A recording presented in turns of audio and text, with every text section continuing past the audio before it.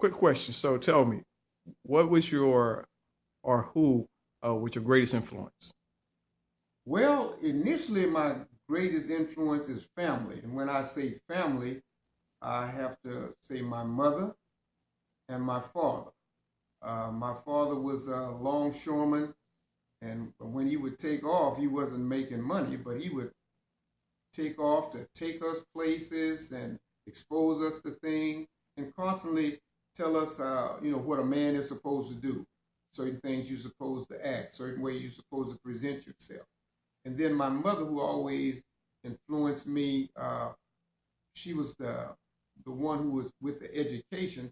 She was always getting us games and so forth that were mind stimulating.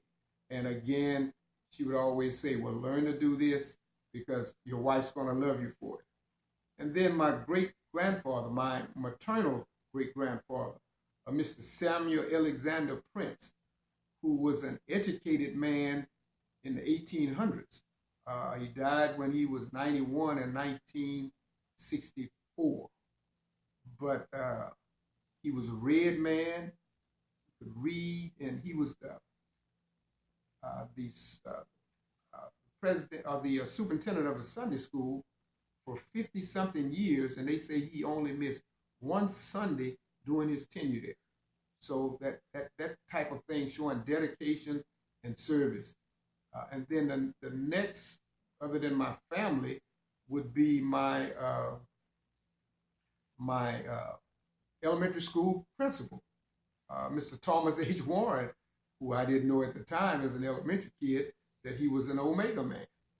And then the next two people were my baseball coach, Ray T. Shepard, who was also an Omega man, and along with Coach Ed Mitchell, who was on the football team. So those guys influenced me from birth through elementary school, through junior high and high school. Those guys, I was influenced by a lot of great people and a lot of great Omega men. And I believe had my dad been afforded an opportunity to go to college, he would have been an Omega man as well. So last question. So Mhm. we've interviewed some of your former students or that played little league for you, Yeah. and they said that you gave them nicknames for its line laters and some other interesting nicknames. So why did you give them a nickname like line later or such names as that? Yeah, well, it was not only, well, I gave one kid now or later because he was trying to learn the game, and I call him, it's going to be now or later that you're going to get a hit. Or it's going to be now or later because you're going to catch that ball, but we're going to get it done. And I had a lot of little nicknames in Little League. One guy, he was so tall and thin, and they would kind of pick at him a little bit. I would always tease him, but you can't hit the spaghetti man.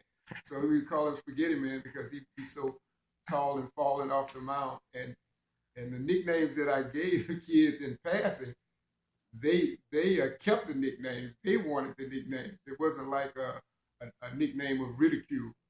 And then that sort of stayed with me on through uh, high school, college, and even in the pledge process, I gave a lot of guys nicknames that are here today. Guys like David Edwards Banjo, another guy, Bruce Dorsey. He didn't have a nickname, and he was a short guy there on the front line. And I told him, I said, from now on, whenever the people ask me what your name is, you tell them my name is Milk Dud. And they started laughing, Milk Dud. They say, why I say Milk Dud? Big brother say, just tell the ladies because you're a sweet chocolate. And so until his death, everything they had to endorse him is Milk Dud from then on. So that was cute. But it's just been a thing with me from Little League, high school, college on